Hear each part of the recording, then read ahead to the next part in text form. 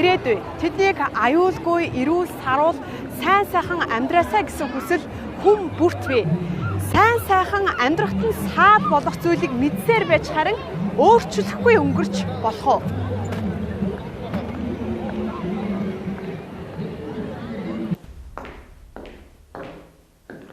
Монгол улсад үйлдэгдэж байгаа гэмт хэргийн тоо мэдээллүүдийг харвал хар тамхи мансруулах бодис хэрэглэгчид цагдаа дээр шалгагдж байгаа залуус шүүхээр хэрэгэн таслагдсан хэргийн тоо огцом өссөн байна.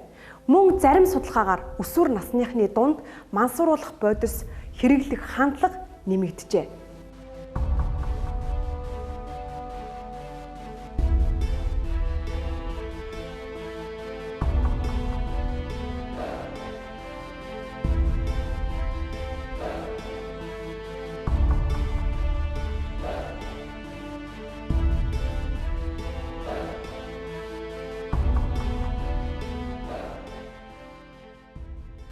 Бид ийм өсөлттэй байгааг мэдчихэд гар хумхин суух уу? Тиймээс эрен сурвалжлагч нэвтрүүлгийн баг мансруулах бодистой холбоотой 3 дахь дугаараа танд хүргэх гэж байна. Нэвтрүүлгийн энэ удаагийн дугаарт мансуурахын тулд амьдралаараа дэмчин тавьсан 5 хүний түүхийг үзүүлэх юм.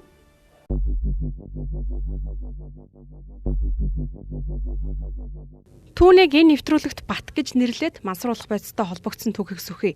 Бат бол Улаанбаатар хотод төрсөн ээж аавын хайранд өнөр олуулаа өссөн зураач мэрэгжилтэй 2005 онд анх мансруулах бодис хэрэглэж үзсэн. Өдөр бүр хэрэглээд байдаггүй ч донтоод 12 жил болжээ. Хэрэглэж явахд бол нэлээд хэрэглэж исэн. Одоо харин гарах талаар тэгээ энэ төв дээр ирээл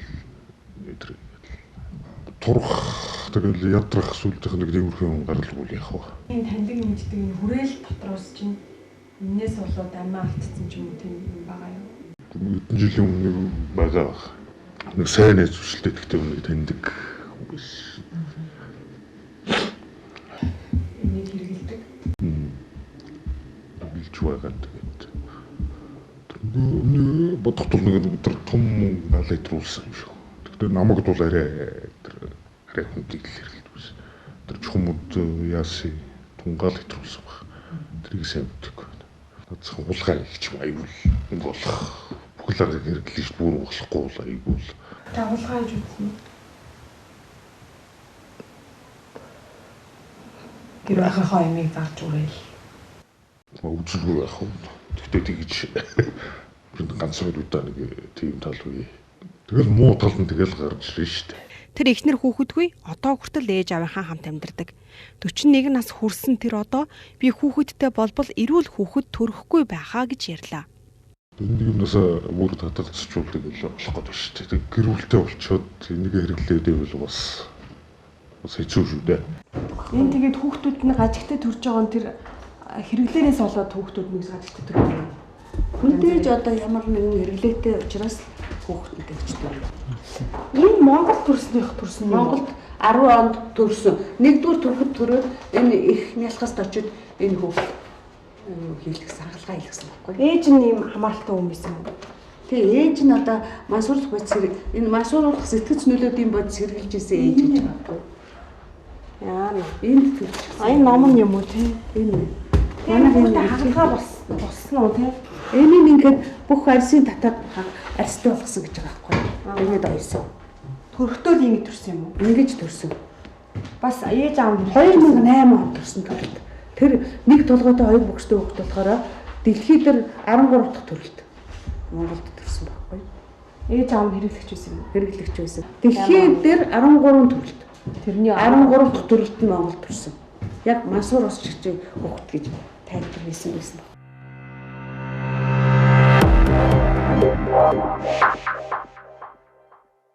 Миний ирээдүй шоронд бий гэж бидэнд ярилцлага өгсөн залууг Болт гэж нэрлэе. Олон хүн мөнгөтэй болохыг, элбэг хангалуун амьдрахыг, гадаадд сурч ажиллахыг хүсч мөрөөддөг. Харин энэ нь түүний хүсснээр биш, харин төрсэн цагаас нь хойш л байсан зүйл.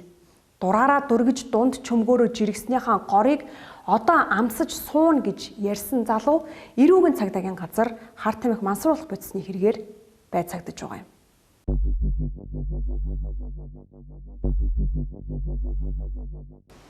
Ер нь бол тэгэл шоронд л орно шүү дээ. Гэрэнтэй тэгэл илүү байхгүй шүү дээ. Юу ч хэлэх вэ? Хар гэдэг нэрнээс нь бүгд л ядчих. Мэдхээс өөр аахгүй. Яагаад гэвэл чи батлан талтанд гарч ирэхлээр чи ар гэрийн хоёр хүн байх хэрэгтэй. Тэгэл нэг ард тамхич болчихсон сууж байна.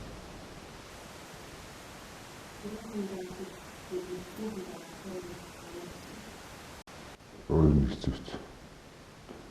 Ямар муу юм ийснэ. Ямар юу байдалд орсноо те юуны төлөө явснаа сайн ойлгож байна. Ямар нэг ингээд муу юмд орох гэж орлоо гэхэд өөр хотлоо өөрөө л даа. Хүн тэгэл зовлонгоо өөрөө л тийм өөрөө л өрнө тэгэл хардлагаар л үүсчээд биеэрээ тулж ижил мэдэж байна. Ингээл өөрийнхөө хэлсэн үлээг үүрэлэх гаранда. Эдийн засгийн хувьд ч гэсэн тийм ээ. Бүх юмны хувьд, сэтгэл санааны хувьд, ар гэрийн хувьд бүх зүйлд нөлөөлнө шүү. Ирээдүйд ч бас нөлөөлнө. хүмүүсийн хувьд ингээд хүсдэг амьдралаа таавал амьдарч исэн байх шүү. Яг нэг жаргалтай байсан л хитрхи жаргалтай, хитрхи бие өөрийгөө мэддэг дураараа гэх. Гэр бүлийнхнийхээ итгэлийг алдсан. Тэдэнтэйгээ харилцаа таарав байгаа гэлээ. Тэр гэр бүлийнхнийхээ тухай ярихдаа нүдэнд торох нулимс сэтгэл хөдлөлөө нүдний шилээр халахалж байлаа. Эрх таньх бардам сэхүүн өссөн түүний ичиж байгаа нь энэ. Ер нь л нэр нь хар гэж байгаа шүү дээ. Хар тамхи гэдэг чинь тэгэл хүний амьдралыг хараад бодно шүү дээ. Тэгэл одоо хамгийн наад зах нь энэ хэрэгт олгоцсоос хойш уцсаар залгахад авахгүй байх ч гэдэг тэгэл. Энэ хөл шүү дээ. Хамгийн гол нь Монголд одоо энэ хүчээ аваад одоо хүмүүсийн их донтоод боловсон тэмүүлээд байгаа юм. Химийн гаралтай өсгөөд одоо мет гэдэг юм. Энэ хүчийг авсан байгаа нь аюултай л да.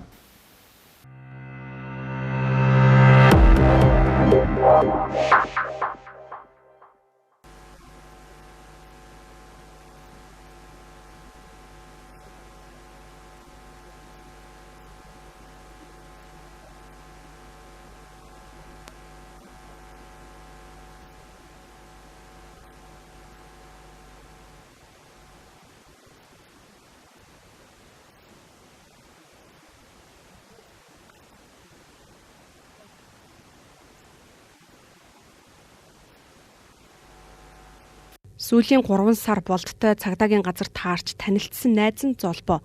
Тэр 10 жилийн өмнө Европт сурч байхдаа нэг өрөөний оюутан араб залууг дурайж хэрглэж үджээ. Тэнд болохоор хэрэглэх угаасаа нөхцөл нь байсан л да.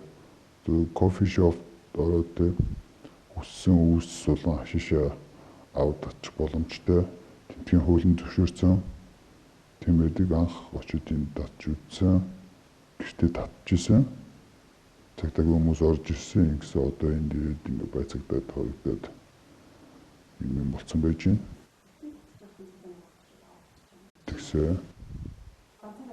Тэ шорон дээрээ тулчаад байж байна. Аль нэг хар ертөнц чамаг аваачна. Тэгээд тэнцэнээс өөрийгөө олж авахд хэцүү, өөрийгөө татаж авахд хэцүү байна. Нэг удаа хэрэглээд үзсэн хүн хоёр дахь удаага үгүй гэж шийдэж чаддгүй юм билээ. Тэгэхгүй юу гэж мэдгүй хэрэглэж үзээстэй өөрийгөө ч мэдэх юм болчих нөхцөл байдал жорж болох болохоор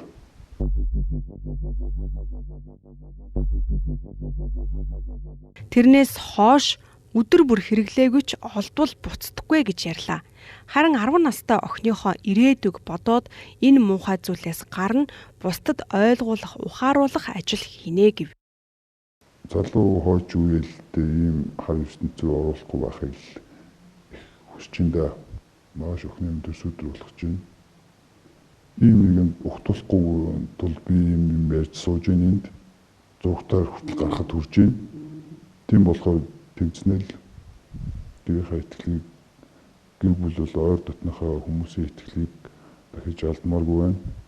Ерөнхийдөө хар тамхи хэрэглэж явж байгаа гэдэг чинь хамгийн хайртай дотны хүмүүсээ гомдоож яваадтай л адилхан. Юу ч идэ нэг удаа сорж байгаа бол те аавгаа ч юм уу ээжигээ ч юм уу те ямар нэг үйлдэлээр гомдоож байна л гэсэн үг.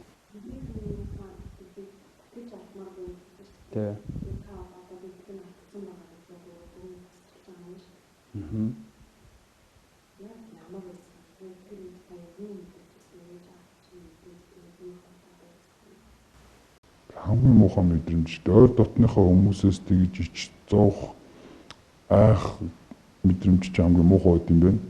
Дээрх хоёр залуу хоёулаа гэр бүлээсээ салсан. Мансууруулах бодис гэр бүлгүй болгодог.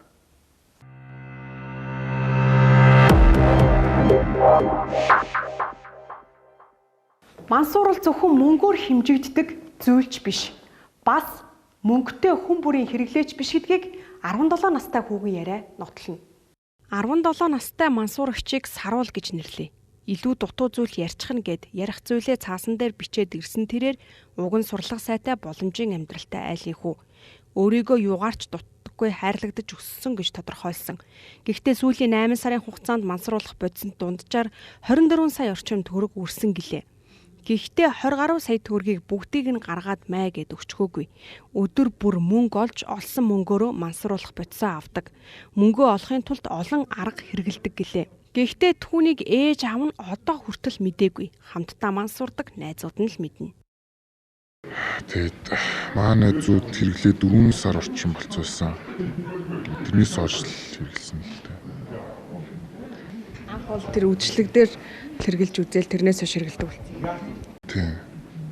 Тэгэл сургууль дээрээ сургуулийн 0 тэгэл уусаа манай ангийнх бас хэрэгэлдэг. Тэгэл сургуулийн автобусны ард сууж байгаа л нэг тийм сүртэй асуудал биш шүү дээ. Тэгэл ээж аав бол мэдээгүй уусаа нэг гэртээ ирдгүй. Тэгэл мөнгөтэй юу гээл тэгэхээр мөнгөгүй гээл хэлэнгүүтэл өгчдөг. Тэнгүүдлэн би тэгэл би одоо том болсон гэл илүү их мөнгө авна гэл аваад явдаг. Хэрэглээний мөнгөө илүү их авдаг болсон юм. Тийм, хэрэглээний мөнгө гэл хэлжүүл тэгээд гарах гад үз чинь тэгээд хэцүүч шүү дээ. Би бүр хэцүү болж тэгэл нөгөөхөө хэрэглэмээр санагдал тэгээд ингээл нэхэд идэм а цаанаасаа. Тэгээд ер нь болохгүй гэдгийг мэдж л байгаа л да. Гэтэ ингээд яаж гарахаа ингээд яаж хэрэглэхээ болохоо юусэн мэд. Тэгэл бүр ингээл галзуурах шахаал ингээл хэрэглэхгүй бай гэсэн чи тэгэл тэр хэрэглээд удаагүй болоод ч тэрүү гарах хүсэл одоохондоо үгүй. Бид тийм ч муу биш шүү дээ гэсэн ойлголттой явж байна. Бас тэрний ярианаас анзаарагдах зүйл бол зориггүй болжээ. Мансууруулах бодис хүсэл тэмүүлэл, зориг, амжилт бүхнийг булаадаг. Энэ хүү бидний хажууханд амьдрч яваа. Хар тамхи мансууруулах бодис биднээс хол биш. Санаагаа чилээх шаардлага гарсныг харуулж байна.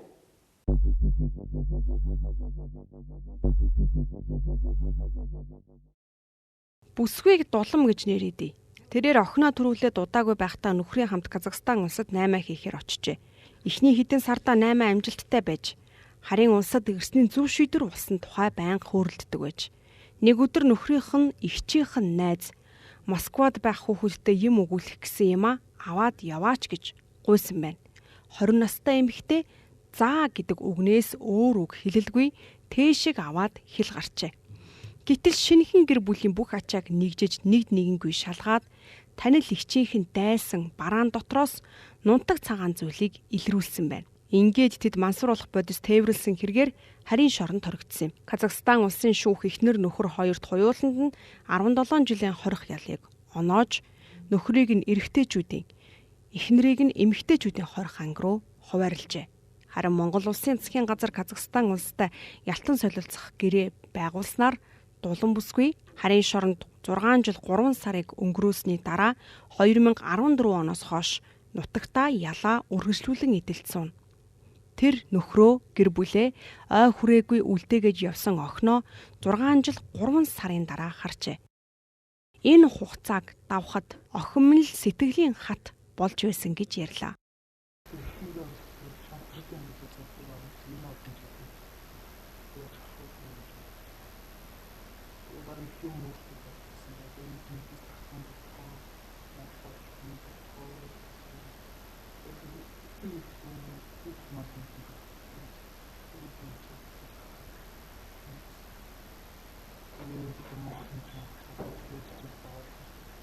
Турхан жилийн дараа ээж аавтайгаа уулзахад ямар байсан?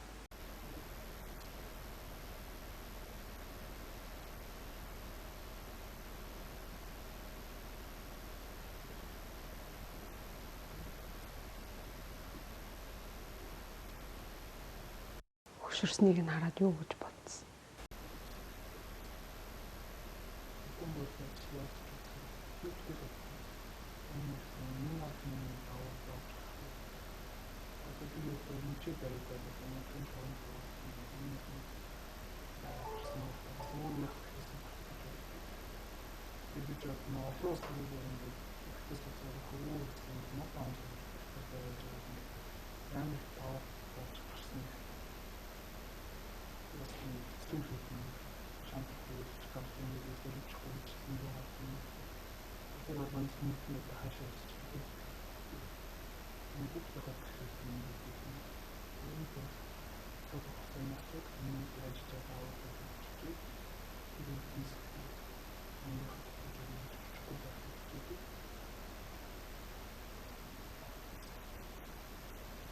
Хүмүүст хандаж юу юу ч хэлмээр санагддаг бай. Энд ингээл маш л их юм бодож байгаа шүү дээ.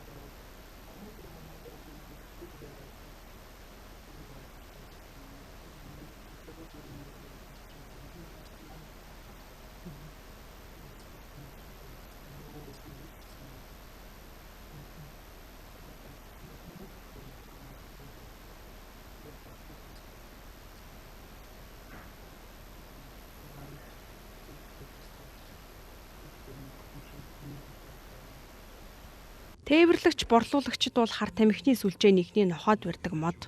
Баригдвал дараагийн тээвэрлэгчийг олно. Баригдахгүй бол тээжирсэн ачааг нь аваад цааш зарна. Тиймээс л хүний ачаа тэш бүү ав. Ачаанаасаа бүү холт зэрэг сануулгыг дэлхийд даяар түгээдэг юм. Хэрв та санаж байвал 1989 онд найруулагч Кен Камерон Бангкок Хилтон киног бүтээсэн байдаг. Хүний ачаа тээж яваад харийн шоронд хоригдсон эмэгтэйн тухай өгүүлнэ.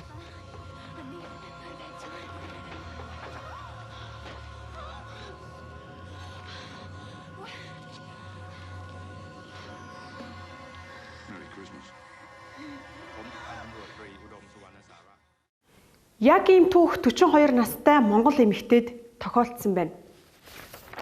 Хятад улсын шүүхээс цаазаар ахуулах ял сонссон эмэгтэй цаазлуулахаас 6 хоногийн өмнө их нутагтаа хүл тавьсан юм.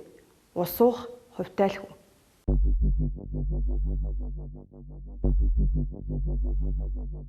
Хятад улсын Гуанчжоу хотод өөрийн гэсэн бизнестэй худалдаа 8 хийдэг эмэгтэйг Туяа гэж нэрлэе. Тэр тунч амжилттай өсөж явжээ. Мөнгөтэй, үл хөдлөх хөрөнгөтэй, 2 хүүхэдтэй сансан бүхэн сэтгэлчлэн бүтэж явсан цаг хугацаа 2008 он. Бизнесээ өргөжүүлэхийн тулд англи хэлтэй болох нь зүүн хэрэг гэсэн бодол тээж явсан түүнд нутаг нэгтнүүд нь боломжийн санал тавьсан байна. Малайз улсад 100% тэтгэлэгтэй, дотор байртай, богино хугацаанд англи хэл сургах сургууль байна. Бид тийшээ явна чи хамт оч гэжээ. Малайзад очсны дараа сургууль нь нэг л биш санагдаж, хичээл багш нар нь ч таалагдаагүй байна. Тиймээс 7 хоноод буцахаар шийдэж элэг нэгтнүүдтэй буцах тухайгаа дуулгажээ. Харин тэд хүүхдүүддээ юм дайгээд чамдаамтай зүйл өгсөн байна.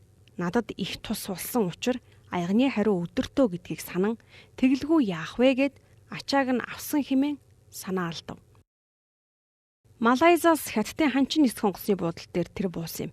Бүх зүйлээ шалгуулад нэгжүүлээд ямар ч асуудал үүсээгүй.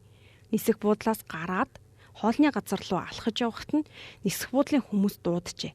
Юмаа мартсан юм болов уу хэмээн бодоод очтол таныг нарийн шалгах шаардлага байна гэд бүх зүйлийг нэгд нэгэнгүй нэгдсэн ч юу ч илрээгүй.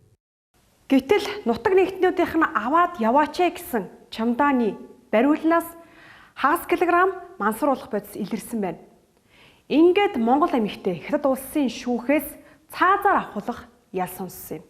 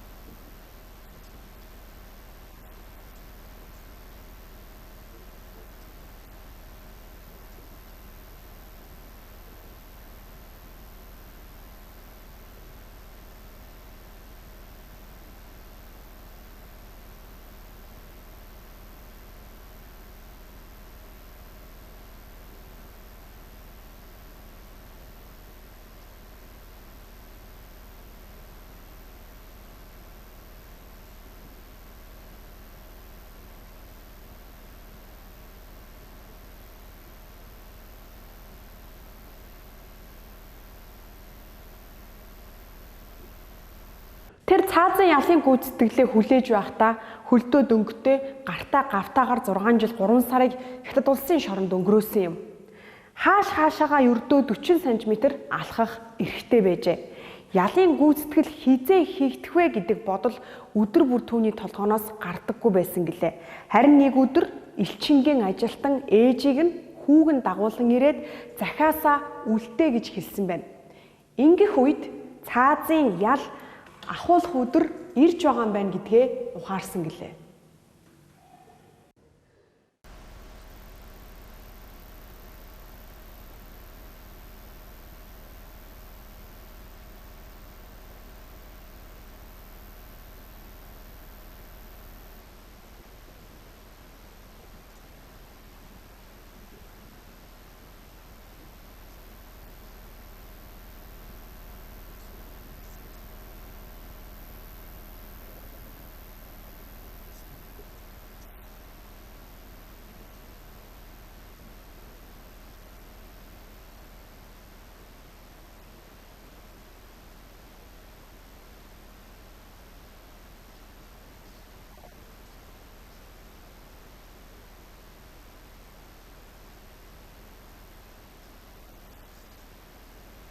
Харин түүнд ялаа хөнгөлүүлэх нэг санаандгүй боломж гарчээ.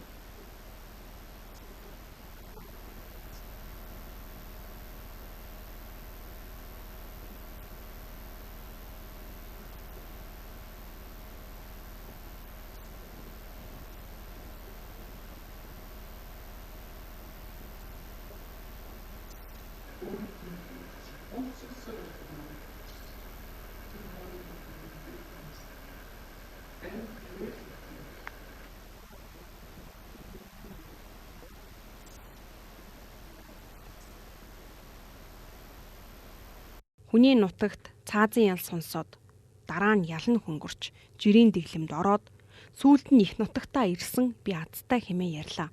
Одоо түүнд хоёр зорилго бай. Шоронгоос султагдаж сайхан амьдрах, мансруулах бодисны эсрэг тэмцэх.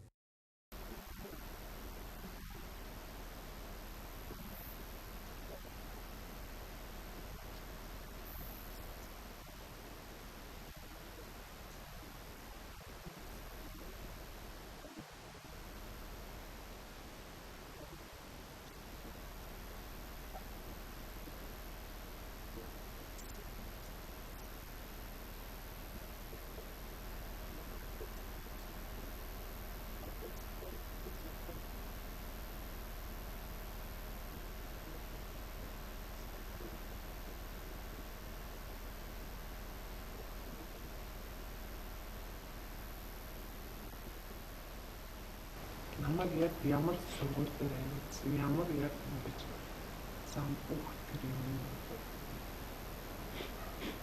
Тэр Малайзад байсан монголчууд бол одоо та хараад таних уу? Гайлтууд нь бол яг Мансруулах бодис тээвэрлэгчд, борлуулагчдыгч хар мөр, хар гай дагаж явдаг.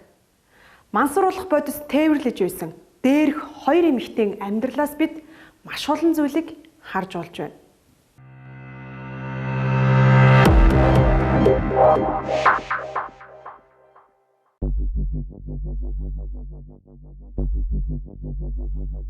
Тиймээс л бид 6 сарын өмнө хар тамхи хаяагаа тэлэх цагаар нэртэй нэвтрүүлгийг бэлтгэж байлаа.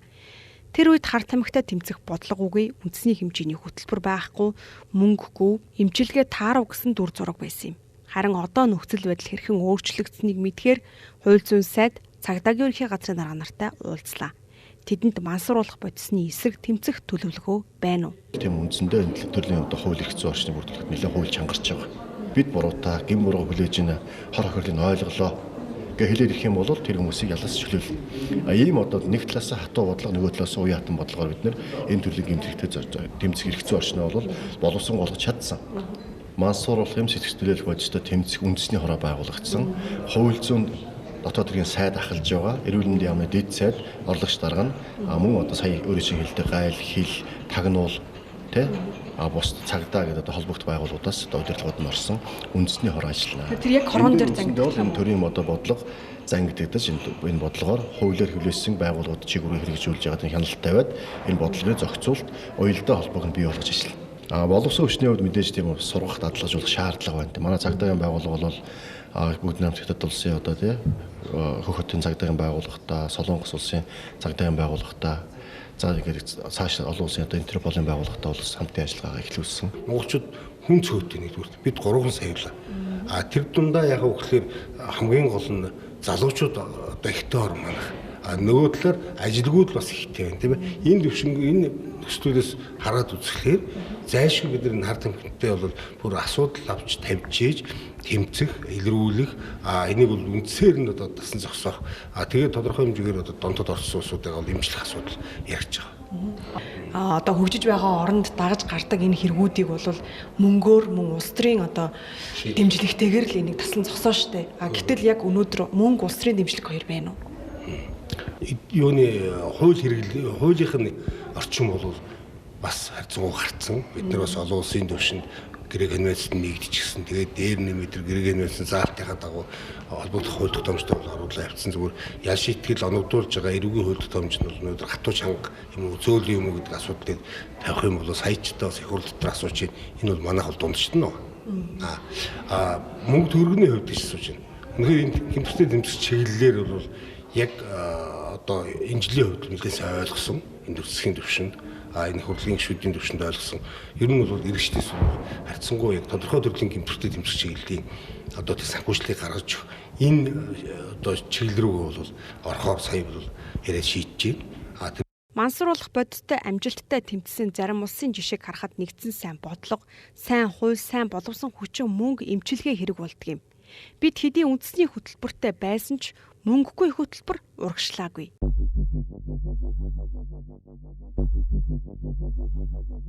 Одоогоос хагас жилийн өмнө эрүүл мэндийн сайд цог цэцэгтэй бид уулзаж мансууруулах бодисны эсрэг юу хийхээр төлөвлөн ажиллаж байна вэ гэж асуусан юм. Түүний хувьд Монгол улсад эмчилгээ байхгүй байгаа. Хараахан төлөвлөгөөгөө боловсруулаагүй байна гэж хариулж байсан бол 6 сарын дараа бид эрүүл мэндийн дэд сайд Бямсүрэнтэй уулзлаа.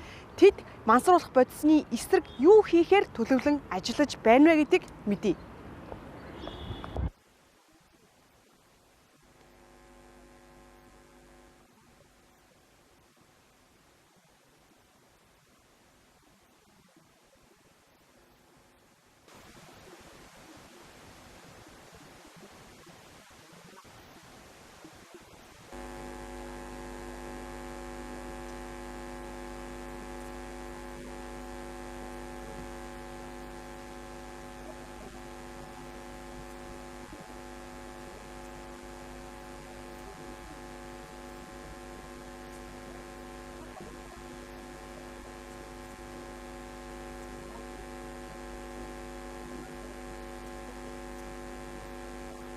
Мансууруулах бодистой тэмцэхэд бас чухал зүйл бол мөнгө байхгүйгээр бас одоо мянган хуультай хөтөлбөртэй байгаад ч бас нэмэргүй л дээ. Мөнгөний хувьд одоо яаманд үнэхээр яг байгаа юм.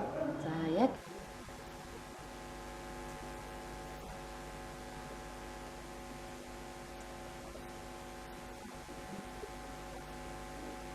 Мансууруулах бодис хэрэгтэй, аюулгүй гэсэн аман сурталчилгааг борлуулагч нар хэрэглэгчдэд хүмүүст хүргэдэг. Мансууруулах бодисонд нэг ч сайн зүйл байхгүй гэдгийг мэргэжлийн хүн онцолж байна.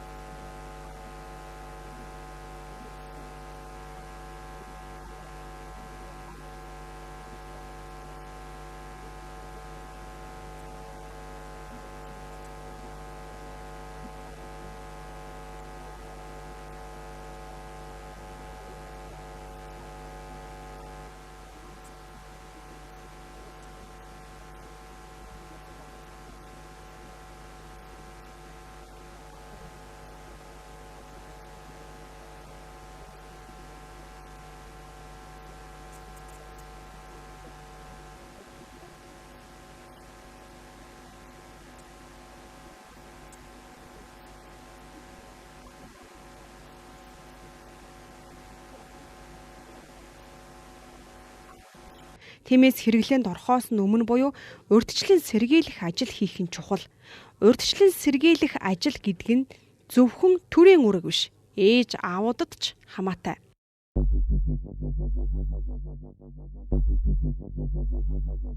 Яг нэг зах зээлийн энийг эдийн засгийн шилжилтийн үеуд яг хөөхлөөр бас энэ гэрүүлийн хүрээнд хүмүүсийн хүмүүжлийн доголдол маш гарсан гэдэг юм уу. Эсвэл эцэг эхчүүд нь тодорхой хэмжээнд хүүхдэд одоо зориулах цагаа багааргадаас гэдэг юм уу. Хүмүүжлэлтэнд зориулах цагаа багааргадаг. Тэгээ тодорхой зүгээр шаардлага нөхлөөр мөнгө өчтдөг гэдэг юм уу. Иннээсээ болоод тэр хүмүүс нөгөө хяналтгүйгээс болоод юмд өртчихгээд биш үү хүүхдүүд чи. Тийм учраас энийг бол тийм учраас эхний ээлжинд би бол хард хүнтэй тэмцэхийн тулд Монголын ард түмэн яг бол гэрүүлийнхаа орчин яг энэ төрлийн хэрэгт орж болзошгүй хүмүүс тэр урсан сэргийлж тэрэн тэгээ ажиллах шаардлага байна гэсэн. Тэгэхээр эцэг эхчүүд ер нь яг юун дээр анхаарах хэрэгтэй юм бэ?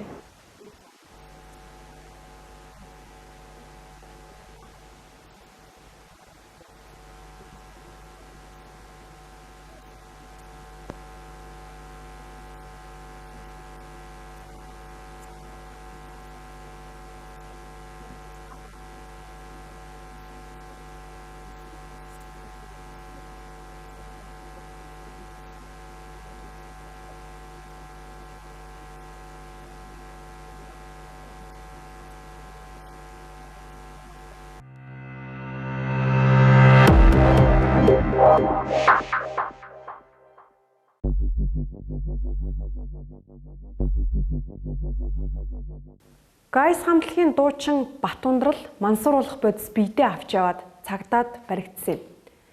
Шүүхээс ял сонссноос хойш телевизэд анх удаа ярилцлага өглөө. Түүний ухаарал, гимшлээс үзэгч та олон зүйлийг ойлгох үзье. Иргэн Батундрал 21 жилийн түүхтэй Гайс хамтлагийн дуучин 2016 оны 5 дугаар сарын 24-нд хар тамхины хэрэгээр саатуулгадав. 72 цаг саатуулгдсны дараа суллагдаж 3 сар с жигтнэр шалгагдсан. Ингээд 2016 оны 10 дугаар сарын 9-нд Монгол улсын шүүх түүнд 2 жилийн ял оноосон юм.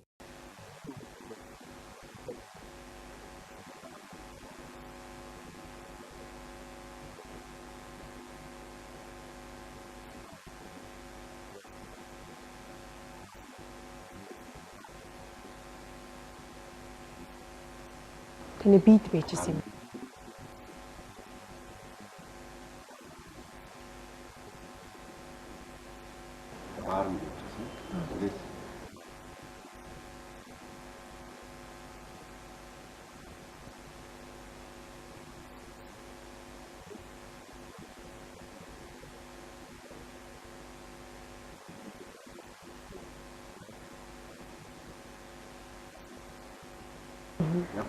Сурчлагаа хийгээд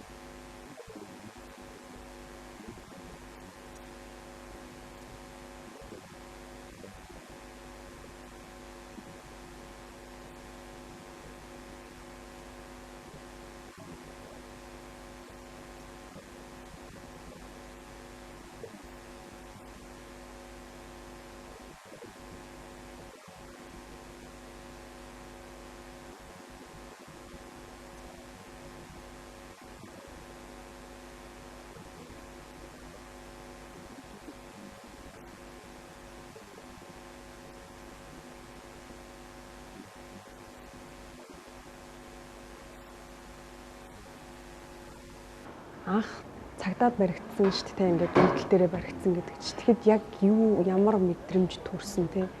Яг юу бодогдчихсэн тухай. Тэгээд шууд баривчлагдсан.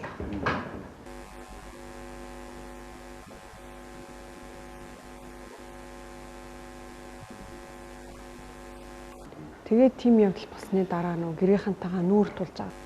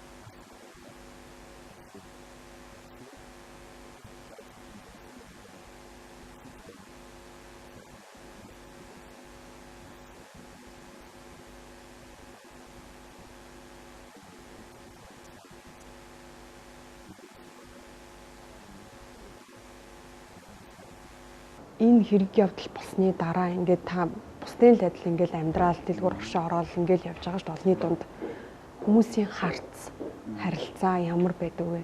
Тэрнээс та юу мэдэрдэг вэ?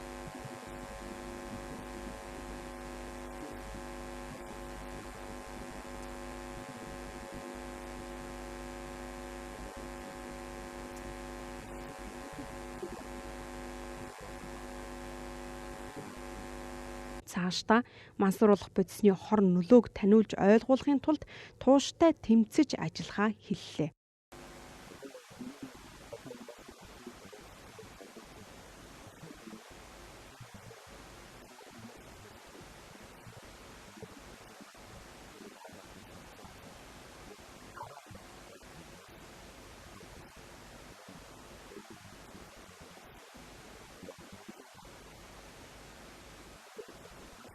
Тэр нөлөөнд автдаггүй үгүй гэж хэлж чаддаг тийм дархлаатай байх хэрэгтэй юм шүү дээ. Яг тэр дархлааг сонсох.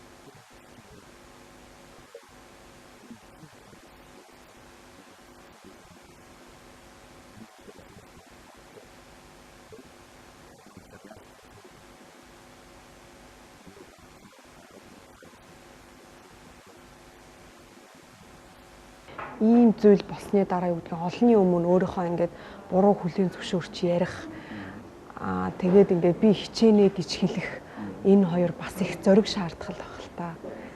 Би таныг наашаа эрэхтэй юу бодож ирсэн бол гэж асуух гэдэг.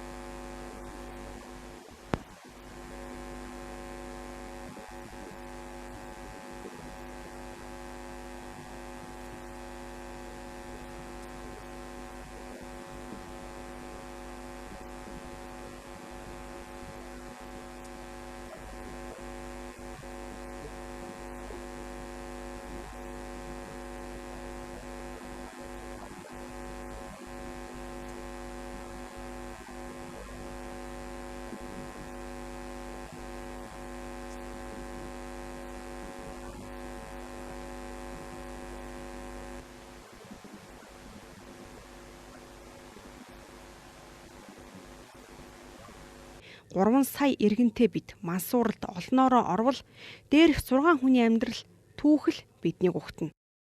Хүчирхээлэл, элдв төрлийн гэмт хэрэгүүд энэ бүхний уучиг нь эцэстээ гэр бүлийн хүмүүжил дээр л очдог.